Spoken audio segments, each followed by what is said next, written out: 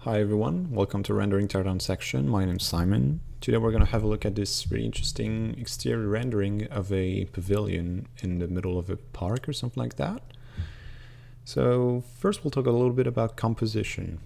As you can see, the composition is quite straightforward, and I think it's pretty, as always, the simplest way is mostly the best way to frame your objects.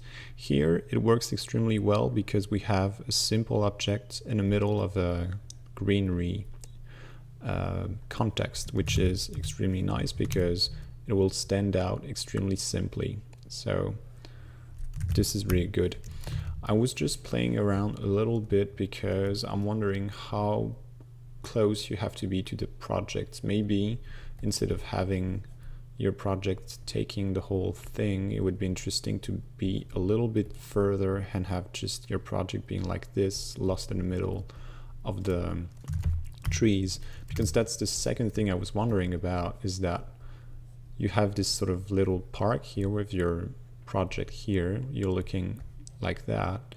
You have trees everywhere, like you can see here, trees. And the thing is, for some reason, they stop in this cone here and you don't have any trees in your view. Of course, it's interesting to not have, to have a clear view of the project, but it could also be interesting to have some sort of hero tree somewhere in the scene. That way you would have actually a more interesting framing of the project that is less simple, and maybe have like a third one like that. I don't know.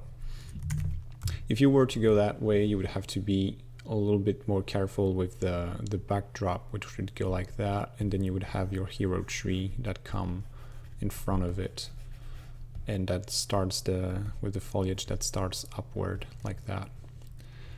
So it's something to keep in mind. I'm not saying it's better, I'm just saying it's a little bit different, but for time's sake we're going to stay on this proposition of framing.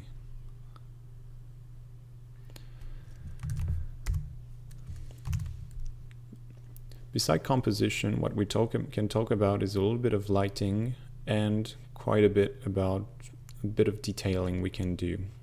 So regarding lighting, if we're turning it in black and white, you can see there's something quite interesting with this sort of light gray area and the greenery around it. I'm less convinced by the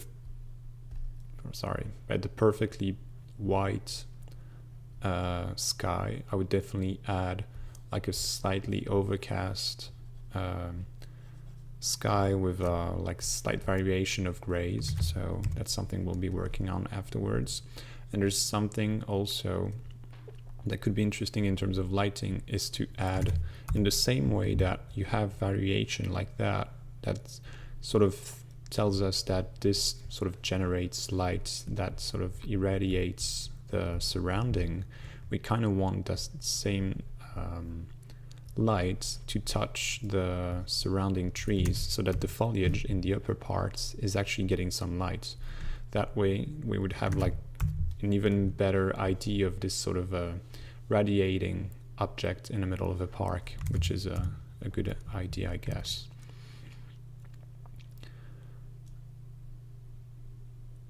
And the final thing, I guess, regarding detailing then, is just about tweaking the detail for each aspect, because when we look at it for a little bit closer, we have quite a common problem here with the horizon line. Basically, we would like what you could add is just like a forest in the background, or maybe there's a city, or I don't know. You have to add something, because having a straight horizon line like that is extremely rare. So, and it actually catches the eye a little bit too much, because this is bright and this is the only bright area here, and it's extremely weird because this is perfectly rectilinear. So the least you can do is to maybe add a little bit of topography and some shrubs, or I don't know, trees, just something that sort of does something in the background. We don't have the, like, this is sort of doing the trick here, but we have the same problem here. So something like that. Regarding details again, there's something here, it's actually okay. If we look at it for a little bit longer, you can see that this is actually the same shrub duplicated over and over and over again.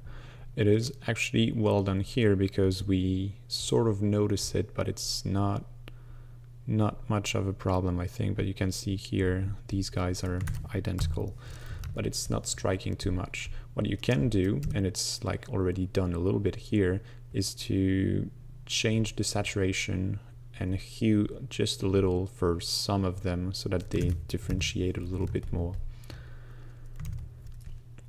One thing that I like to do also when you're dealing with trees, because you can, well, I didn't even show the squirrel here. It's a little bit out of scale, I think, considering the size of these guys here. So that's quite a huge squirrel. So well, I would just get rid of it. It's not really the kind of detail you would be willing to insert in your project. The thing is, the main important thing here, as you can see, because we're dealing with the foreground, is to have something quite efficient and detailed. What you want to do is to blend your trees properly in the ground.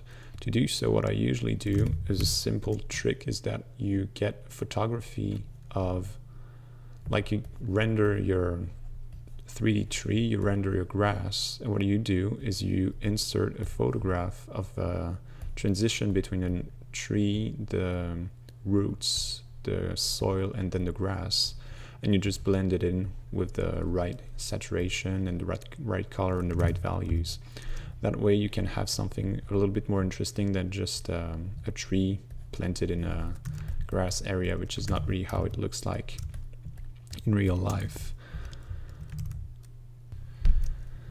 So I'll take a couple of minutes to tweak the image with the comments I've made, and I'll get back to it and explain the layers a little bit more.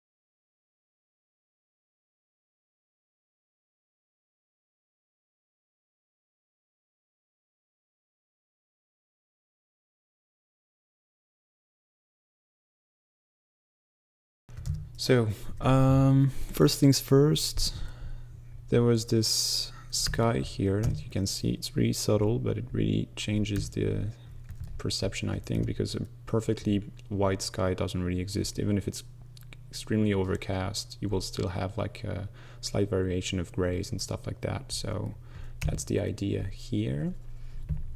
Then you have the light I was referring to, so that you get a little bit of highlight in the trees like that. It's a little bit too much here, but still, so that you have something a little bit more interesting that sort of recenter the attention on the project here. I didn't use the burn tool, but I could definitely use it just to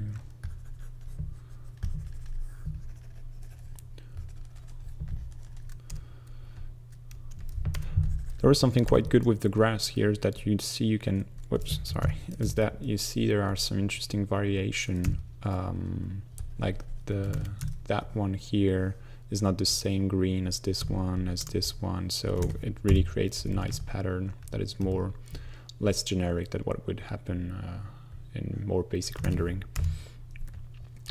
Then we have the thing I was referring to with the junction. So here it's a really low res, but it's just to show you the principle. So you have tree and the grass, then you insert that thing here, and you just insert it and you blend it. Here I would have to change the green to fit it more, to fit it better, and you just use that for all your trees, well, at least in the foreground, so that you have a better blending with the the grass.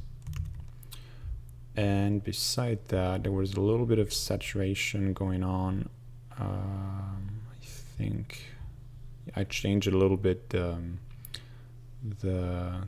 hue and saturation of the overall grass because I wanted to. I was not a huge fan of the type of green we had on the trees here, so I changed it a little bit, and that's pretty much it.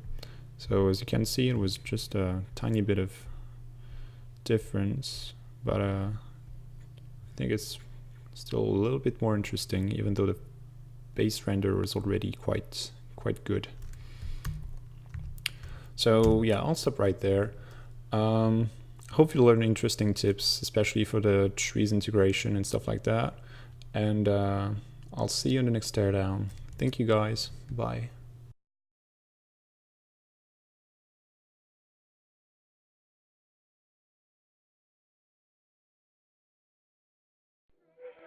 Schneider.